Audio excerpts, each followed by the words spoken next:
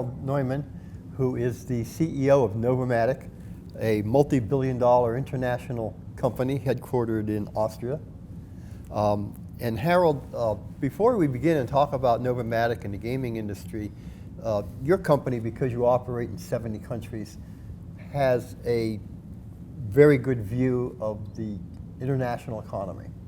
And there's some discussion that the world economies are slowing down, that some countries might even be in a recession next year. Have you seen any, what are the economic indicators that you see in your prognosis or forecast, if that's the right term? Quite interesting questions, because I was invited 2 weeks ago to an investment breakfast from one of the largest European banks, and they have, first of all, there is this global uncertainty index, which is on the highest level ever. And of course, they have their own survey, and the feedback from most of the managers is, let's say, quite skeptical about the future. So their opinion is that there will be a recession based on Brexit, based on these trade conflicts between US, China, Europe. To which extent, nobody knows. But I would say that time will be tougher. One of the things that other CEOs have told us is they've not seen, they still see a lot of business confidence and a lot of good buying sentiment from their customers. Yes, so currently we are running from one to the after record months, so that the second half of 2019 is really good, and the year-end result is quite promising. So it's more sentiment than some real evidence, but at least the sentiment for the future is not so positive. Right.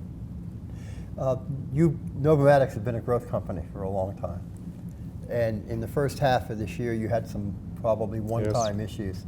How is that working out, and how does the near-term future look? No, as I already mentioned, we had two main impacts on our profit in the first half. First, we had this completely regulatory change in Germany. The first change related to the technology, the first related to the arcade distance issues and so on, and then we had to change all the machines, and we are renting out approximately 100,000 in Germany, and they have introduced the player card. And before, the players could play on 2, 3, 4 machines, which is a completely change in the behavior. Now they have just one machine, and it took some time until the players got adapted to the new player style.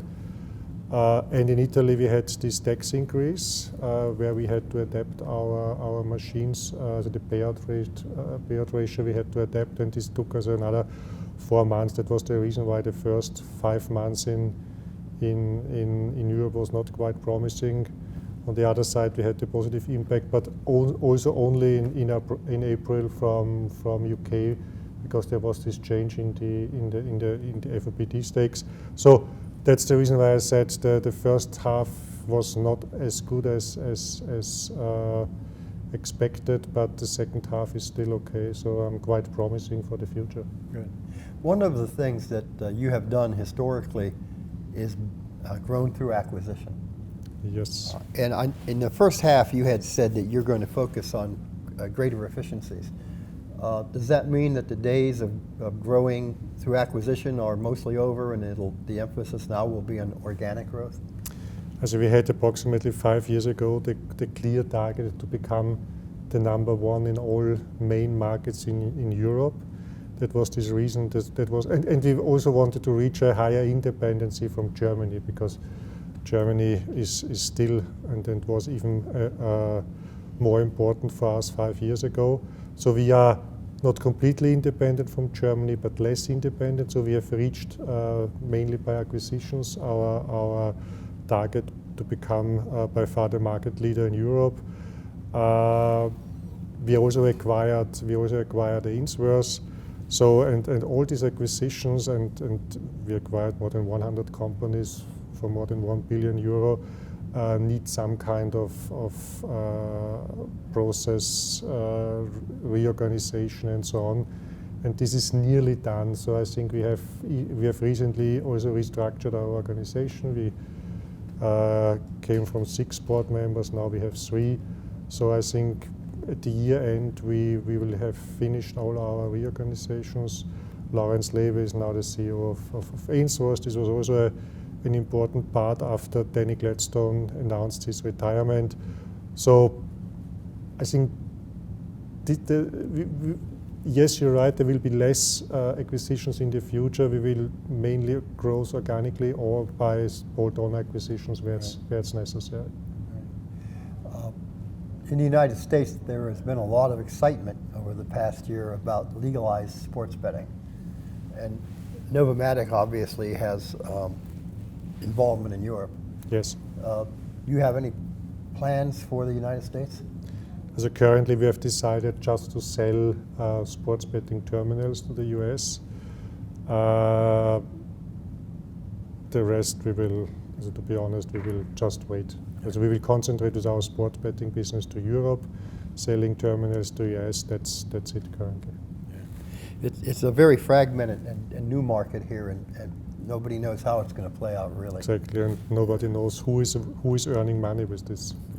One of the questions we ask you every year, because you're privately held, is will you someday be a public company? So at least currently there is no intention, but never say never again. Right. So, Right. But currently there are no plans. Okay. What else would you like folks to know about Novomatic? I think we have excellent products which we are showing now on our stand. Again, together with Ainsworth, we are showing linked progressive jackpots. We have a showcase, Samurai Beauty. We are showing VGT products for Illinois, our sports betting terminals, so a variety of products. And I would say also a lot of interesting games from Ainsworth, but this should Lawrence explain to you. Which he did, yes. He was here yesterday. Okay, perfect. Yeah. Okay. Harold, thank you very much. It was a pleasure. Always Thank a you. pleasure. Thanks a lot.